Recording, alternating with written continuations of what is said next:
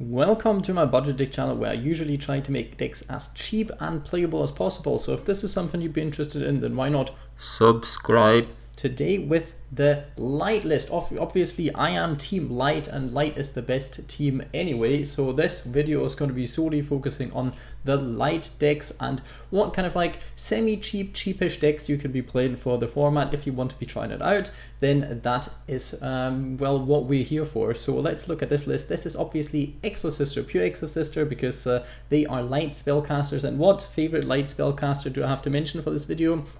Of course, it is Effect Veiler, a card that is very important that this side has, that the other side doesn't, and that can be very important. But obviously, this is not a card for budget decks, because guess why? Well, yeah, it is not a budget card. So we have Riliona in here, one of the specific additions that I made for this list, for this event, because this card is a light monster, and it helps the deck with getting into a rank 4, which you need to then search out Martha, and with Martha then you can go into different things. And the great thing about this deck is that you only have to be dealing with Imperm, because if you're playing against dark decks, you're not going to be dealing with Effect Veiler, and also you're not going to be dealing with Ash Blossom or Maxi. So yeah, you won't be stopped as much in your tracks as you might be in different other meta schemes. So we have this going for this one, and with this card we can normal summon, then search Trismegistus. And with for Martha, it's important that you do not special summon any other monster but Exosisters that turn. But it's fine, because with Trismegistus we will special summon one of the Exosisters we have in our hand. So we have like a rank 4 engine going. So potentially this could fill the void that usually other cards would be filling. We have Exosister Ellis in here, very, very nice card. We have Triple Stella, because this card also very important for your game plan, a Triple Irene. And we have Triple Sophia. You can cut it down to 2, but the problem is then you're very short on Exosister monsters, because we do not have more to our, I don't know, there just aren't more, so we have to run the most amount possible. But usually I would run one Vadis as well in the traps lineup, but since I tried to keep the deck as cheap as possible, and this time I decided to run Triple Sophia, whatever you want to call it, then yes, this is sadly somewhat necessary. To Martha, you can obviously and should be running 3, but I tried to keep it under a certain amount of ultra rares. We have Pot of Prosperity in here. We have Dimensional Fissure just for certain matchups, because this can be nice. You can be playing any other card in the existence of Yu-Gi-Oh as well. This is basically a placeholder and a floodgate for certain other cards. Double Trismegistus, because not only this card is searchable, but also this card helps you in general. If you draw like 2 Exosisters that can't special summon itself and 1 Megistus, then we have that going and we can go into rank 4. So theoretically you could cut this down if you're looking for more space, or if you want to be playing more of the next card, Exosister Carpe Diem. This card can always be quite nice, especially in the festivals, if one deck is very prominent. If you notice that you're running into one specific deck a lot, then you can just disable one card from the arsenal, and hopefully that is going to net you some wins as well. So you can switch out certain things like Fissure or like the Trismegistus and play multiple of this one instead. A card that's cheap and a card that helps you go in first and go in second. We have 1 packs, because we can only play 1. We have Exosister Armament in here at 3, because this card is your other way out of the situation that, well, you drew into 1 Exosister and nothing else but 1 Armament, and then Armament can help you going into some of the other Exis monsters. Usually this isn't that good of a card, but here it kind of does what it's supposed to be. I included 1 Dimension Slice just because I find the card hilarious, and it kind of really works for Exosisters. Although it has the whole win effect, this card can still be very nice, because you can activate it the turn this card was set if the summoned monster is an Exi summon. So this can help you getting rid of certain things as well, especially going second, not terrible from time to time. We have Lost Wind in here just for the grind game. We have Infinite Impermanence. This is obviously a slot that you can fill with Effect Veiler if you have it. Infinite Impermanence, triple would be nice. We can take out certain cards for that, like this one, like some of these ones if you want to.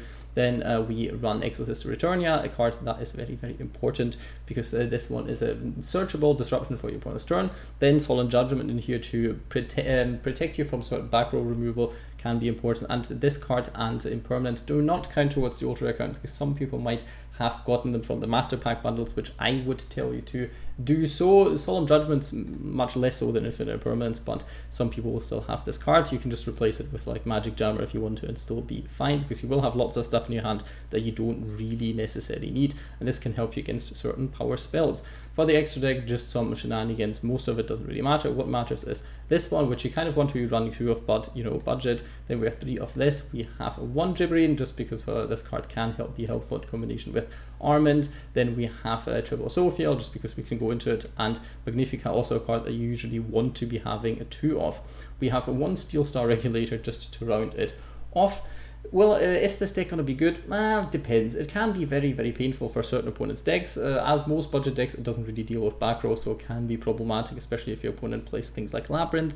Then it's not going to be that great. But yeah, it does have certain things in here, and yeah, there's potential for a lot of different stuff in here.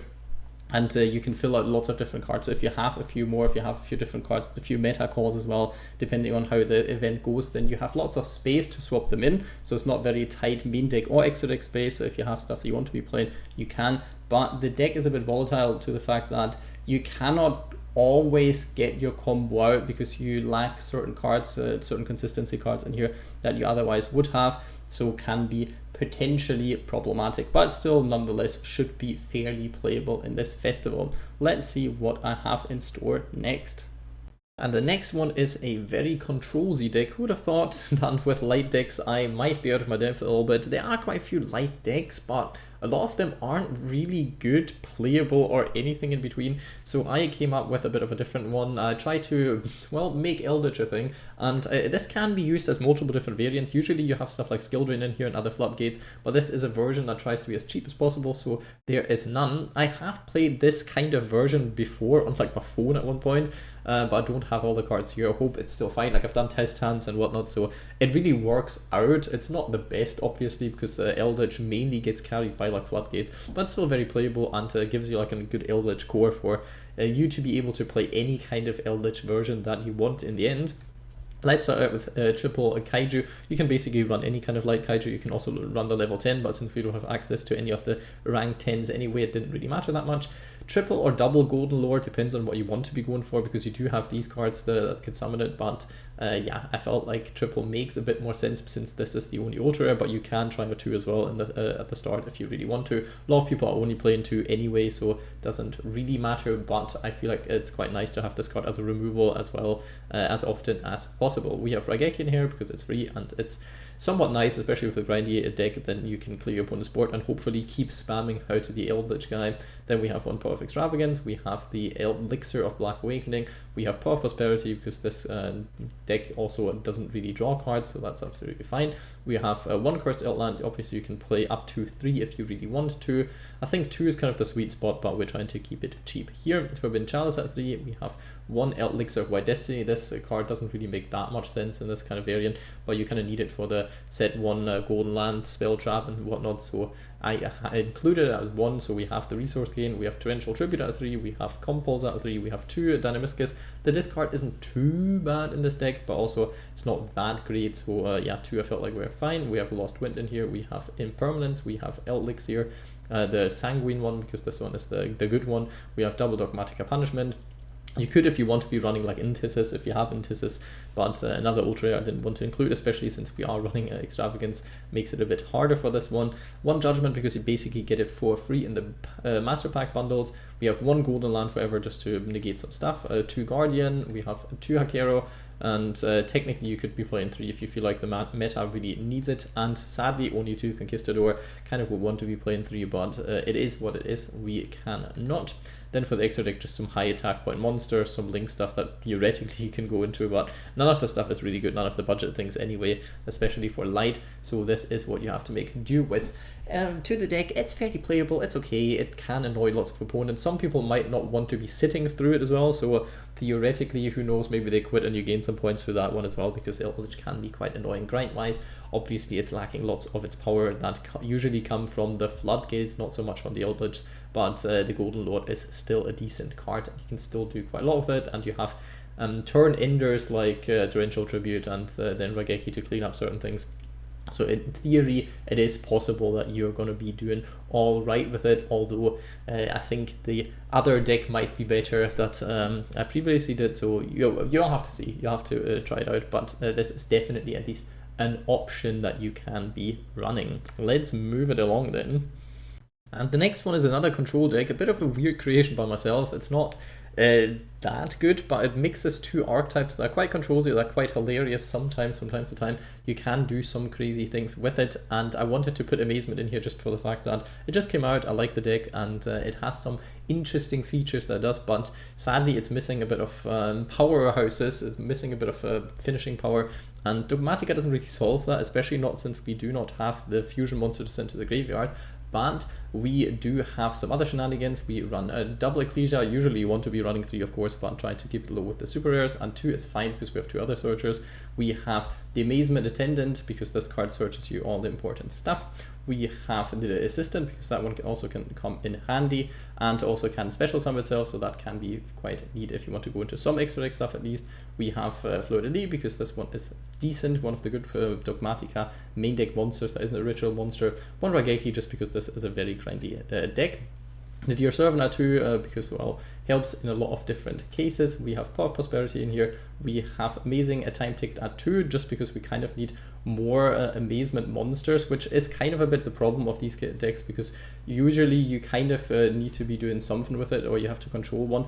But yeah, it is what it is. I think it's still absolutely fine because most cards are okay with this. Torrential Tribute, Triple Lost Wind, we have Infinite Permanence in here, as well as the Solemn Judgment. We have Dogmatika Punishment in here, a good card with Dogmatika. We have 1 Dogmatika Encounter in here just to get this card back or get your Fleur-de-Lis back, and it's searchable, so could always be working out against certain decks. You can cut it if you want.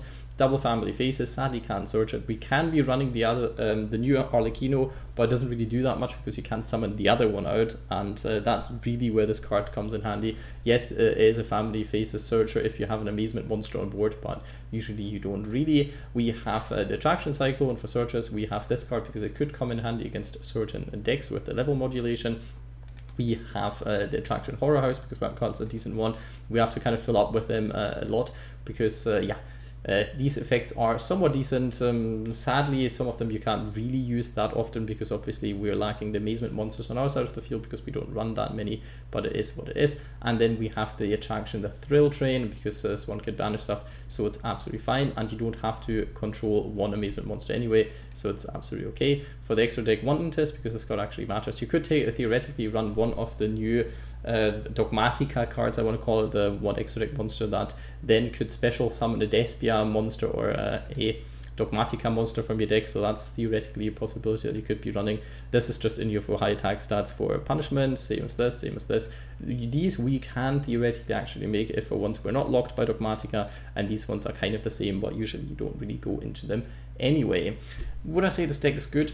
Depends, but it has 2 archetypes in here that you can build into somewhat decent decks at least, and it can be a lot of fun, and it's 2 archetypes that you don't really see much together, so I thought let's present this in the video. It's not amazing as the name might suggest, but yeah, it's still a decent deck to maybe try out, if not in a festival, when else, and if you have some of them anyway, then that's fine. One other thing I want to mention here, I also will include in the description, so check that out, the video to my pure Dogmatika ritual variant. I didn't feel like it was not good enough to be included, but also, I don't know, it was kind of expensive. But if you are interested in that, I think most of it will be able to be played. You have to make certain additions to it, but most of it should be absolutely fine. And theoretically, you could be playing that one as well, or a different version of it, so that also works, but I feel like this one I preferred. So yeah, if you want to be playing Dogmatika Ritual, then there's a build, there's something you have to change about it, but yeah, I will still link my original deck profile in the description if you want to be checking that one out. Last but not least, this is a bit of a silly one again, because I don't know, I felt like I wanted to try this out, and surprisingly test hand wise, it works out quite well. It's a bit of a go second one, so it might not be too great considering the fact that, well, you will constantly be playing against, well, decks that like going first and that you will have a bit of a hard time dealing with otherwise, but there are some cards in here that might work, and Mekk-Knights like going second as well. For the normal summons, we have triple Trickstar Nightshade, we have 1 Lilybell because we can search it and potentially special summon it. We have 2 Mandrake, you could play 3 if you want to. We have 1 Candina, we have 2 Light Stage for the Trickstar package, and we have 1 Corobane, so that's quite important. For the Mekk-Knights, we have a triple blue sky because this card gains you resources like crazy. We have 1 yellow star, 1 red moon. You could play 2 if you want to. We have a triple indigo eclipse because this move man can be your monster negate. We have Mekk-Knight purple nightfall, very very important in the grind game, and we have 2 kaijus for positioning and also to get rid of opponent's monsters. We have Raigeki. We have 2 back to square 1. You can play any kind of good go second spell card in here that you want. Basically a Dark Ruler no more, all of these kind of things, but they're all very expensive, and the discard here can be beneficial sometimes, plus getting stuff back on top of the deck rather than being destruction. I kind of wanted to include this, but you obviously can play whatever card you want. We have Path Prosperity in here. We have Trickstar Light Stage, a very very important card. We have World Legacy Key, just because of the fact that, well, need kind of more spell cards. Sometimes getting a banished monster back can be very helpful, and also you can negate trap effects, which can be very strong, because sometimes your opponent plays like trap decks and you don't really have that much, but now we have Trickstar, Light Stage, and World Legacy Key. So against trap decks, you might have a bit of a better matchup than certain other decks. We have Book of Moon, we have Forbidden Chalice, we have World Legacy's Memory, we have Infinite Permanence, and we have 2 World Legacy Secret. Theoretically, you can get Corobane back with it. Not that Corobane's effect works on board, but if you would pair it with the other super rare that swaps out from the hand that we do not run because we're not really doubling down on Trickstars all that much, then that might work as well. For the extra deck, we have one of this, triple of this. That's the reason why I splashed those together, because this one is a Link 1, and they have access to Link 1, which is obviously good for Mekk-Knights if your opponent's zone placements do not work out. But since this deck tries to go second, usually it should, but if you are forced to go first, or if you want to go first, then this card can be helpful as well. With Catbat in here, cards that can be used eventually. Double Crimson Heart, because also can be used and theoretically helps you climb a little bit. We have Mekk-Knight of the Morning Sun, Morning Star, sorry, 2 monsters including a Mekk-Knight monster, so you can more easily make this card than certain other ones. We have Puzzlomino at 2 because, or at 3, because we have different levels at plentiful, so that there's that. We have 1 Delphine Demon whatever kind of card in here. It's not too hard to go into it, like it's possible, and also it helps you go into the level 4 while Link 4 one if you ever want to. We have Steel Star Regulator in here as well, and 1 Mekk-Knight Crusadia Avramax, because this card might be hard to deal with this, hard to deal with for certain decks, and it's not too hard to make it with all of the Trickstar stuff and some of the Mekk-Knights. You might want to be going into this one because you can always use this card for it as well. So this is the deck. I'm not saying it's crazy good, but I think you can turn this into a lot better version later on. If you want to be not playing a budget version, then I think there's ways to make this deck a lot better than it already is. So yeah, there's that, and it could be a funny thing to run into the festival. I've tried it. I've tried a bit of test hands and whatnots. It does its job. I'm here to present interesting decks, because for all of the other videos, for all of the other decks, there's different videos across YouTube, so maybe you'll find this one crazy interesting and you want to build it anyway, and you didn't know what to do with your Mekk-Knight set, so this is something that you might be wanting to try out. Trickstar sadly kind of hampered by the ban list usually, so not all that good. That's it. Also, a little extra deck, if you want to be checking it out, again in the description you can look at my newest, well, budget friendly, beginner friendly Blue Eyes deck. That's also a light deck that you could be playing theoretically. I didn't want to include it in here because power level wise I don't think it's amazing, but you could definitely try it out if you want to. There is that one as well. Hope you enjoyed the video. Leave a like, comment, subscribe, but most importantly, I hope you have a nice day.